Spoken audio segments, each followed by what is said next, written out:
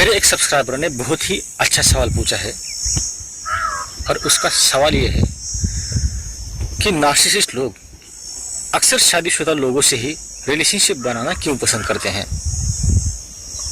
और यही आज के इस वीडियो का टॉपिक है। कई बार ऐसा देखा गया है कि नार्सिसिस्ट लोग अनमैरिड पर्सन से ज़्यादा मैरिड पर्सन से रिलेशनशिप बनाने में ज़्यादा इंटरेस्ट दिखाते हैं, या फिर इनके ज़्यादातर रिलेशनशिप मैरिड पर्सन से ही होते हैं।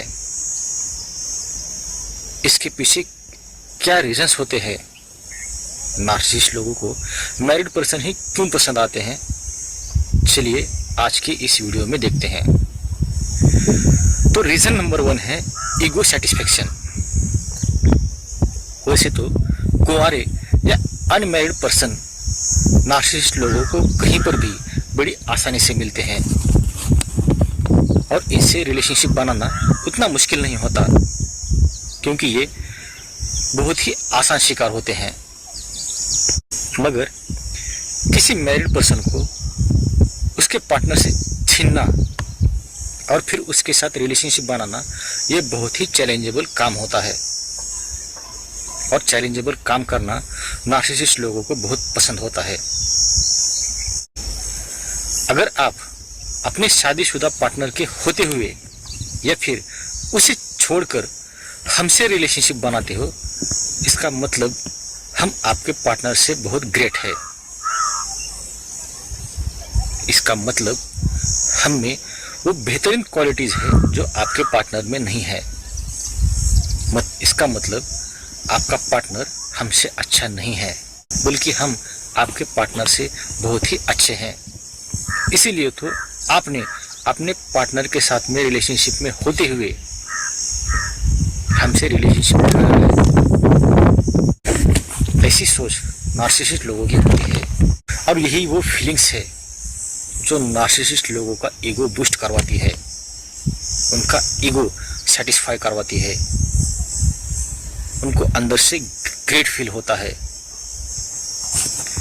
अब देखते हैं रीजन नंबर 2, स्टेबिलिटी। जब कोई इंसान शादी करता है तो उसके लाइफ में स्टेबिलिटी आती है, उसके लाइफ में खुशी आती है।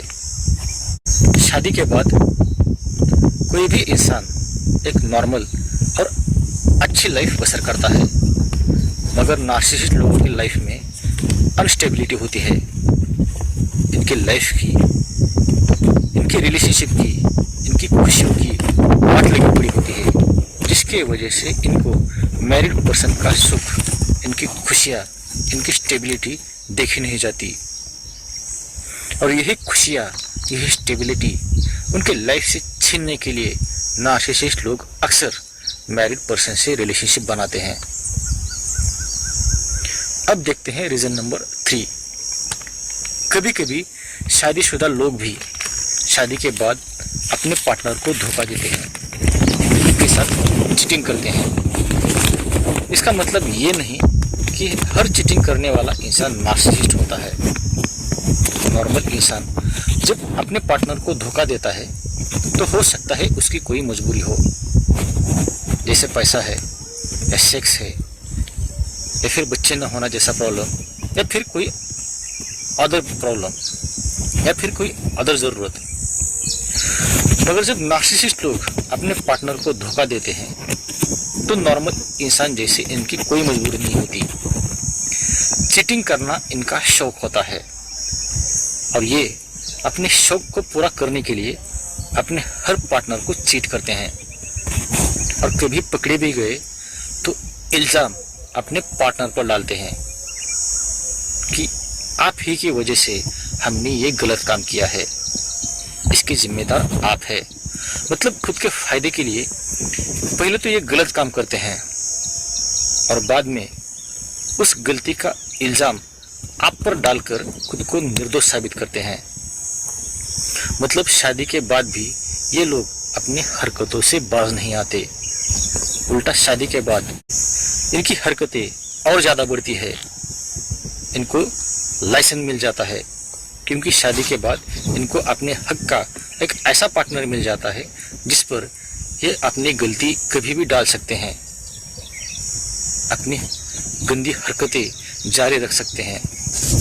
मतलब नार्सिसिस्ट लोग जब अनमैरिड होते हैं तब भी चीटिंग करते हैं, और जब मैरिड होते हैं तब भी ये लोग चीटिंग करना नहीं छोड़ते। अब देखते हैं रीजन नंबर 4। शादीशुदा इंसान हमेशा अपने कैरेक्टर को, इमेज को, अपने रेपुटेशन को संभालता है। अपने दामन पर कभी बदनामी का दाग नहीं लगने देता, और यही सारी बातें नार्सिसिस्ट लोगों को बहुत पसंद होती है, इनके लिए फायदेमंद होती है। मतलब नार्सिसिस्ट लोग भी अपने इमेज, अपनी कैरेक्टर, अपने रेपुटेशन को हमेशा संभालते हैं, उस पर कभी दाग नहीं लगने देते, और इन्हें जैसा चाहिए वैसी क्वालिटीज एक मैरिड पर्सन के अंदर 100% होती है। इनके साथ रिलेशनशिप रखना सेफ्टी होता है, इससे रेपुटेशन, इज्जत, इमेज हमेशा सेफ रहती है, जिसके वजह से नार्सिसिस्ट लोग अक्सर मैरिड पर्सन से रिलेशनशिप बनाना पसंद करते हैं। Reason number 5, supply. Unmarried person से ज्यादा सेफ होता है मैरिड पर्सन से सप्लाई। दरअसल नार्सिसिस्ट लोग हमेशा सेफ साइड चलना पसंद करते हैं। सप्लाई इनकी मेन जरूरत होती है, इसलिए सप्लाई के मामले में ये कभी झंझट करना पसंद नहीं करते। इनको सप्लाई हमेशा सेफ और कंफर्ट जोन में चाहिए होता है, और इस तरह का सेफ सप्लाई शादीशुदा पर्सन के पास बड़ी आसानी से मिलता है। इसीलिए नार्सिसिस्ट लोग शादीशुदा लोगों से रिलेशनशिप बनाना ज्यादा पसंद करते हैं। Reason number 6, control. Unmarried person के मुकाबले मैरिड पर्सन को कंट्रोल करना ज्यादा आसान होता है। मैरिड पर्सन के ऊपर उनके पार्टनर का किसी किसी को ज्यादा तो किसी किसी के ऊपर कम कंट्रोल होता है, लेकिन शादी के बाद इंसान कंट्रोल में रहना सीख जाता है, और इसी बात का फायदा नार्सिसिस्ट लोगों को होता है। इनको ऑलरेडी कंट्रोल में रहने वाला इंसान रिलेशनशिप बनाने के लिए मिल जाता है, इसलिए अनमैरिड से ज़्यादा मैरिड पर्सन से रिलेशनशिप बनाना नार्सिसिस्ट लोग पसंद करते हैं। नार्सिसिस्ट लोग जब मैरिड पर्सन से रिलेशनशिप बनाते हैं उस समय इस बात की कभी फिक्र नहीं करते कि हमारी वजह से किसी का घर उजड़ जाएगा, किसी के संसार में हमारे वजह से आग लग जाएगी, मिट्टी गिर जाएगी, उसके पार्टनर का क्या होगा, अगर उसके बच्चे हो गए तो उन बच्चों का क्या होगा, उनके भविष्य का क्या होगा, हमारे इस हरकत से किसी का घर टूट सकता है, ऐसा ये लोग कभी नहीं सोचते, क्योंकि इनके अंदर एम्पैथी नहीं होती, ना इमोशंस होते हैं। उल्टा अच्छा खासा आपकी शादी का रिश्ता तोड़ने की ये लोग कोशिश करते हैं, जानबूझकर ऐसे हरकतें करते हैं कि जिसकी वजह से आपके पार्टनर को पता चले कि उसके पति का या पत्नी का कहीं बाहर चक्कर चल रहा है, ताकि आपका पति या पत्नी आपको छोड़ दे और आपके साथ डिवोर्स करे। अगर ऐसा होता है तो फिर नार्सिसिस्ट लोगों को टोटल लाइफ के लिए परमानेंट आपके रूप में सप्लाई मिल जाता है। आपकी शादीशुदा लाइफ इनको कभी देखी नहीं जाती, क्योंकि इनका हर रिश्ता, इनकी जिंदगी वीरान होकर पड़ी होती है, जिसमें इनको कहीं पर भी खुशियों के आसार नजर नहीं आते। अब जाहिर सी बात है, जब इनकी लाइफ की वाट लगी पड़ी होती है और आप खुश हो तो ये बात इनको कैसे हजम होगी, इनको कैसे देखा जाएगा। ये भी इन्हीं की तरह आपके हर रिश्ते की, मैरिज की वाट लगाने की कोशिश करते हैं, क्योंकि इनके खुद की लाइफ की वाट लगी होती है। इसलिए छोड़ दो, अभी तो छोड़ दो, नहीं तो एक दिन ये लोग आपकी लाइफ की वाट लगा के छोड़ेंगे।